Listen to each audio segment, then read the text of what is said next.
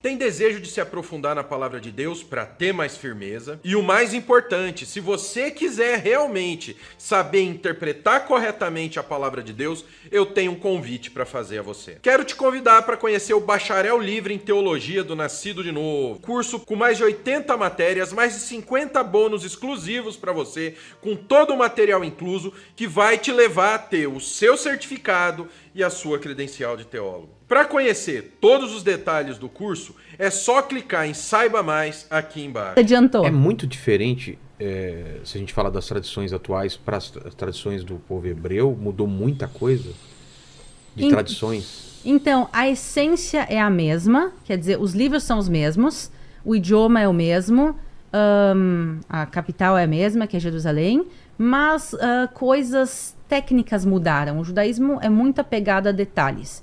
Então, as vestimentas, por exemplo, mudaram. Hoje em dia, quando a gente pensa vestimenta de judeu, a gente pensa no barbão, no chapelão, na capota, por exemplo, como meu sogro. Meu sogro tem toda a vestimenta completa.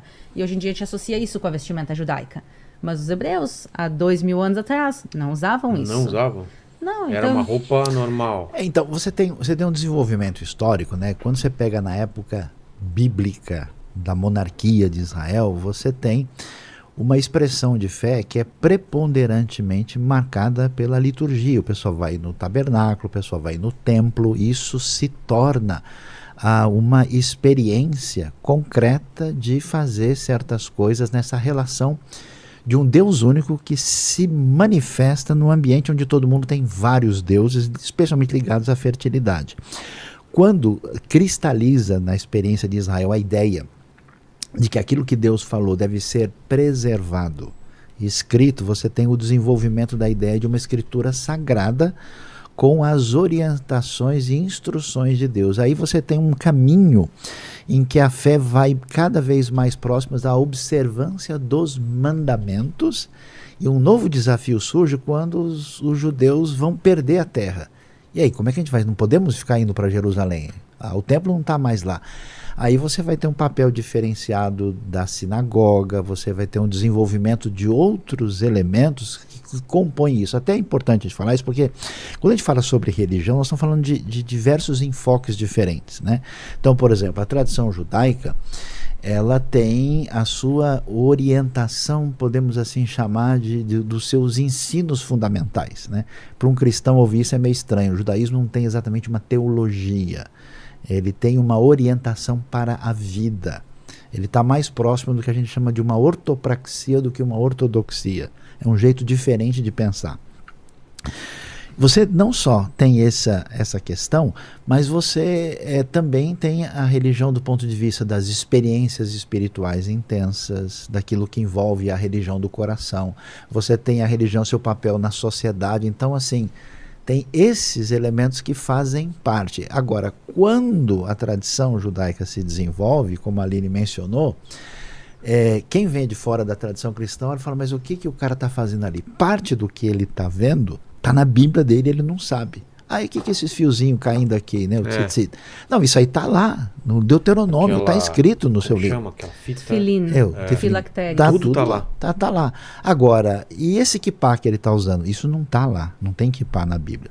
Isso se desenvolve nas tradições, muitas delas fundamentadas no Talmud, na tradição talmúdica, né? Tradição e oral? Tem coisa... Não, Exatamente. é uma tradição oral que foi escrita depois. Que foi passada O que acontece... E tem coisa que é cultural, né? Por que o judeu está comendo gefilte fish? Isso aí está em que livro da Bíblia? Nenhum. Isso aí eles desenvolveram lá. Por que o cara usa aquele chapéu que parece um xaxim?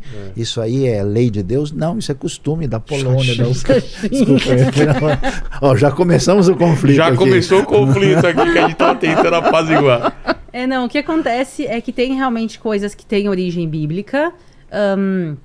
O que acontece é 1900 anos fora, que a maioria do povo de Israel teve fora. Sempre houveram judeus vivendo em Israel, continuamente nos últimos 3.200 anos há judeus continuamente vivendo em Israel, mas a maioria foi expulsa aí por Adriano.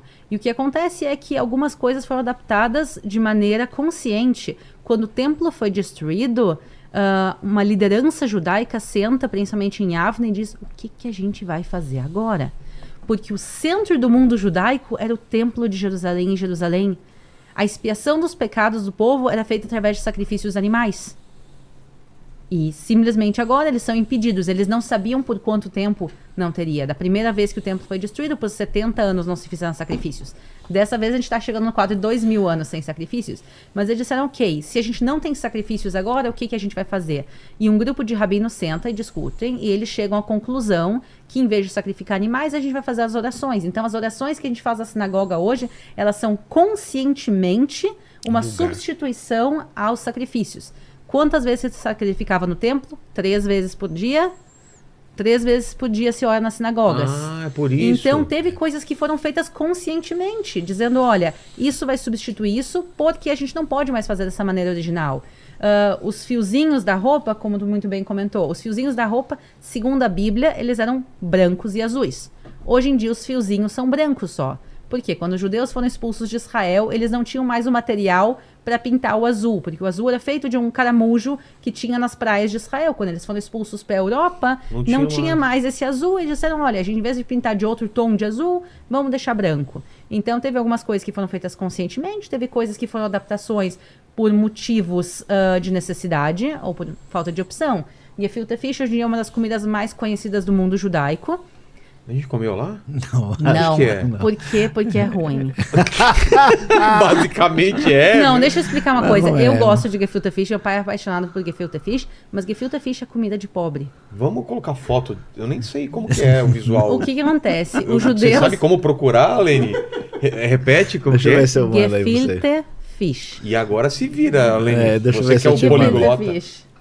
O que acontece? Os judeus são expulsos e são muito perseguidos. E apesar de muitas vezes ter aquela ilusão, os judeus são ricos, não. Os judeus, boa parte da história, e até os dias de hoje, tem muitos judeus pobres. E o judaísmo, principalmente da Polônia e do leste europeu, era um judaísmo, na sua maioria, pobre. E as pessoas não tinham o que comer. Então, o que eles fizeram? Eles pegavam um peixe e moíam um peixe e misturavam com pão velho e faziam uns bolinhos de peixe com pão velho para poder fazer render. Para todo mundo, pelo menos no sábado, E era no Shabat. frito isso ou não? Era... Não, é feito na água. Mas... Ou no forno, Mas é não meio na água. cru ou não? Não. Pensa que tu moe peixe, tu Sei. põe pão, tu mistura com temperos. Nossa, parece moe, delicioso, viu? E depois Não tá aparecendo nada aí. Eu mandei pra você. faz umas Esse aqui, ó. bolinhas e as bolinhas são feitas... Deixa eu É mostrar isso aí, aqui, ó. Aqui, Paquito. Olha aqui. Mas esse também tá um pouco feio. Tá feio? Deixa eu ver aqui. Mas esse aí é um caseiro de alguém. Esse daqui é o Isso é da Gefilte fish. Gefilte fish. Então, por exemplo, o gefilte fish surgiu por uma necessidade. Porque as pessoas queriam que toda a família tivesse pelo menos a oportunidade de comer peixe no sábado. Ou comer peixe, ou frango, ou carne no sábado. E não tinha para todas as crianças, para toda a família. Então, assim, a mãe da família fazia render. Então, gefilte fish não é uma comida gostosa. E muitos judeus, quando voltaram a Israel, acabaram deixando algumas coisas que eram coisas da diáspora para fora. Então, a gente vê hoje em dia claramente uma diferença entre os judeus de Israel e os judeus da diáspora.